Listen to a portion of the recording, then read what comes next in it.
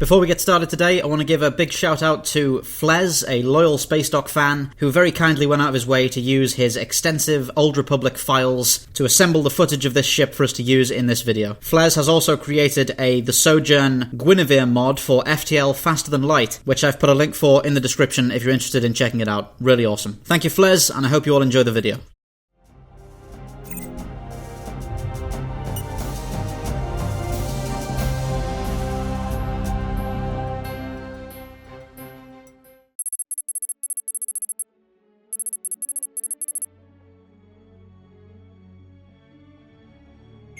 In the years leading to the fall of the Galactic Republic and the rise of the First Galactic Empire, a new kind of imagery and architecture had begun to take root across the military branches of the moribund Republic. Striking new uniforms began to adorn the officers of the Republic armed forces, and impressive wedge-shaped capital ships known as Star Destroyers took their place among the fleets of the Republic Navy. Unknown to most of the galactic populace, these Star Destroyers were not entirely new innovations, but were instead closely based on a vessel whose design had been long forgotten by galactic history, but endured in ancient libraries known only to Supreme Chancellor Palpatine. A ship that 4,000 years ago had held the people of the Galactic Republic in the grip of the True Sith Empire.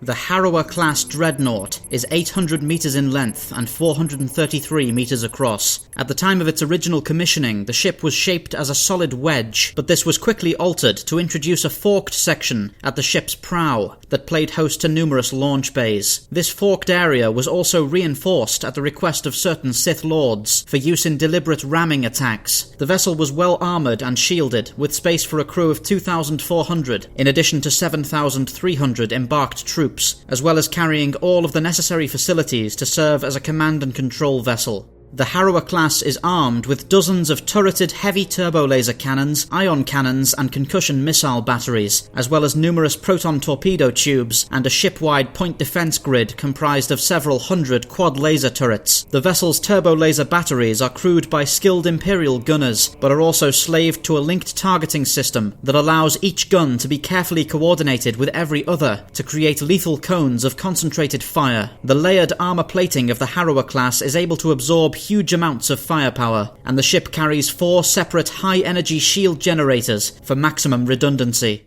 The Harrower class was designed with a heavy leaning toward carrier functionality, with the original prototype featuring amidships hangar bays on the port and starboard hull, as well as a third launch bay on the ship's underside. When the vessel was refitted early in its career to introduce the forked bow section, 2 additional launch bays were added within the ship's prow, almost doubling the warship's storage capacity for strike craft and adding additional starfighter maintenance facilities. The Harrower's primary fighter complement consists of 95 Mark VI Supremacy starfighters. These fighters are short-ranged, designed for a maximum mission time of only 6 hours, but are employed in vast and precisely coordinated formations to screen their mothership from attack or quickly overwhelm an unsuspecting target. In addition to its main fighter complement, the Harrower class is loaded with 32 B-28 Extinction mid-range bombers and 35 shuttlecraft of varying models, including ground assault shuttles and executive transports. The original design of the Harrower class was conceived by Moff Odile Viken, a man widely credited with the creation of the Sith Imperial military following the Empire's rebirth on Dromund Kaas. Even as Viken designed the vessels that would one day form the Sith Armada, he knew the process of constructing the new Imperial Navy would take centuries, and that he would not live to see more than a small fraction of his vision realized. Viken was eventually killed during an Imperial campaign in the unknown regions, dying in battle on the bridge of a prototype warship of his own design, but not before his tireless efforts in forging the Imperial war machine were recognized by the Dark Council, who had awarded Viken a prestigious new honor, making him the first in history to carry the title of Grand Moff.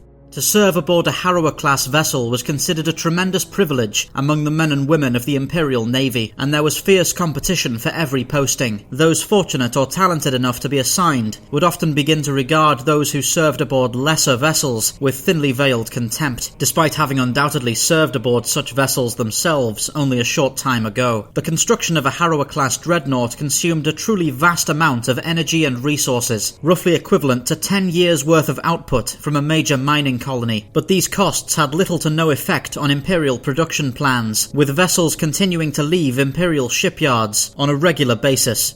The Harrower class played a pivotal role in the Great Galactic War and the many skirmishes that defined the following period of Cold War. The ship was generally considered to far outclass the Valor-class cruisers of the Galactic Republic, and was even able to hold its own against the powerful automated warships of the mysterious Eternal Empire, following their emergence in 3637 BBY. Alongside vessels of Gauge and Terminus class, the Harrower class projected the influence of the Sith Empire farther than it had ever reached before. The success of the Harrower class is proved by its proud legacy, persisting far beyond its era as a renowned design style that would endure for millennia, giving shape to the warships that would continue to cast the shadow of the Sith across the galaxy, even long after the names of Naga Sadow and Marco Ragnos had faded into distant memory. Thank you for watching Spacedock. If you're interested in supporting the channel, please do check out the links on the screen right now or in the description below for our Patreon and channel membership services. Anything you can pledge goes towards improving our team and our equipment and allowing us to put together bigger and more exciting video projects for you guys on the channel.